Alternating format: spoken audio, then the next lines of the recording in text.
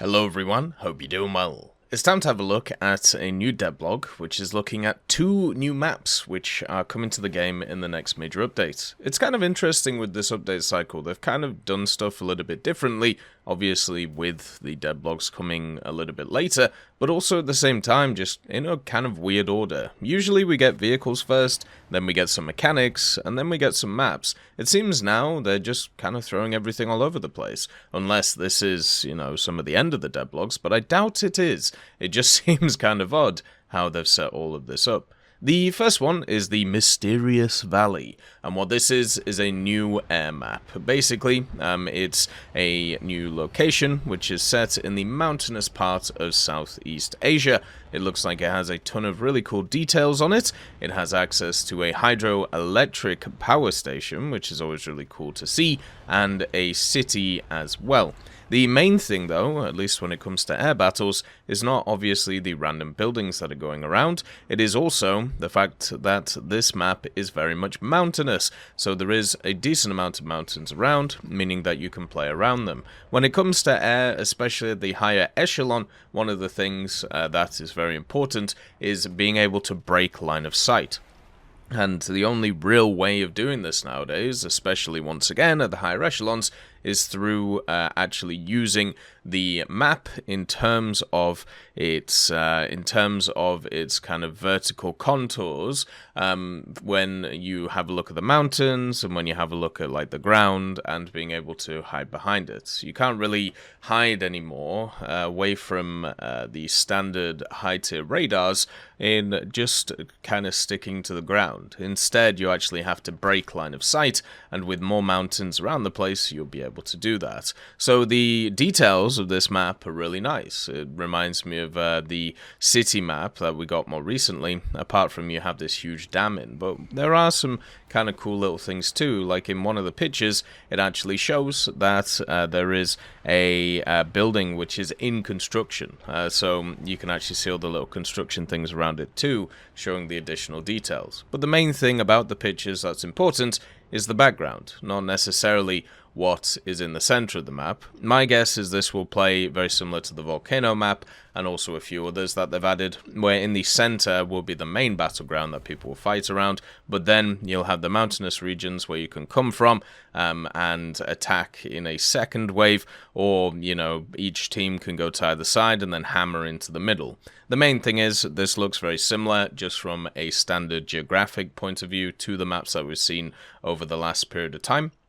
And it seems like people enjoy those maps, and hopefully we can adjust to playing differently. Then we have Bering Sea. Now, this map is actually made from for naval battles, and it's on the harsh north, which is something we've actually seen quite a few times in naval, but from a European point of view, like places like Norway and areas like that, this one is actually based around southern Alaska, and it is a kind of setup around the islands of the Four Mountains. So the idea is that it's once again a map which has a bit of historical backing and a bit of kind of like realistic setup, but obviously more tailored for gameplay. So the thing about naval maps is a lot of them are very similar.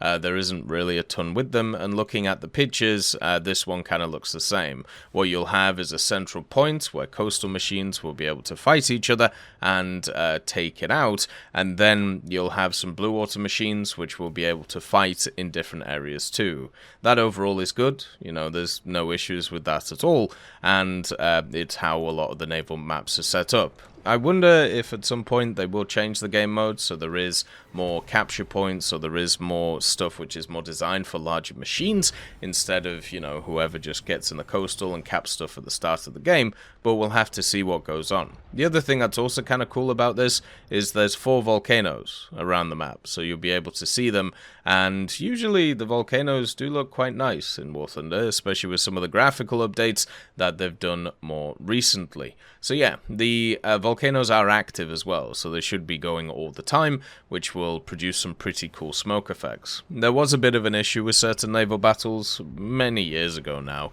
where they did have these types of effects too, and it would kind of kill frame rate, but I don't think that will happen this time. I think they fixed that issue previously.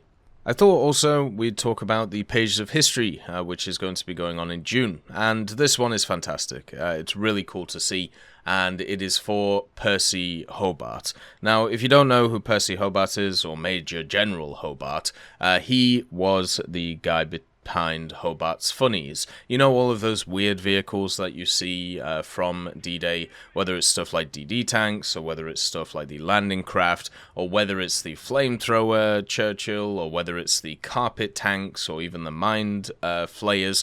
He had a part in pretty much all of them. He was able to make the crocodile tanks, the mine resistance crabs, the amphibious DDs. He was a person who was part of the 79th Armored Division, who, to be honest, was not always liked by many people, but was seen as a person who got the job done and also was able to make many things. He was, as I said, not a person who was always liked and also not agreed with, but you cannot go against the successes that he had. He also had quite a few failures. I remember one of my favorite kind of inventions or experiments that was supposed to be used on D-Day was a wagon wheel which had rockets which would propel it forward in a circular fashion, and then the idea was it would kind of go across the water and spin as it went along, and then it would get to the beach, obviously go up that too, and then explode with an explosive in the middle. And yeah, that didn't ever really go anywhere because they couldn't make it stable, and it had an issue of falling over and just randomly exploding. But yeah, the good old Percy Hobart was involved in a lot of very successful stuff, and to see him honored in the game is fantastic. This Pages of History is going to be going from the 1st of June until the 30th. There's going to be 8 tasks to be able to complete. If you complete all of them, you can get yourself the profile picture of Percy Hobart. Each individual task will also have a trophy attached to it, whether it is an RP or an SL booster, a universal backups, a premium account for a day, or a camo. You can get some pretty cool stuff too. The actual Pages of History has been really good. I'm incredibly happy that they've thrown in this Page of History, and I really enjoy it. I hope in the future they do modify it slightly, just so it involves more nations and maybe even some decals, but right now it's been really nice to actually do.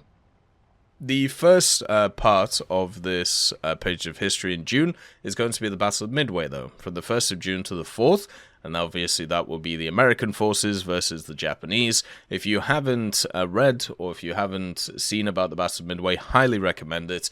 Very much a pivotal battle in the Pacific Front. Then on the 5th of June to the 8th, of course, you have D-Day and Operation Overlord, the invasion of Normandy, the take-back of France, the big kind of landing which was there, which was fantastic to kind of once again read about. One of my areas of history which I've studied for many years.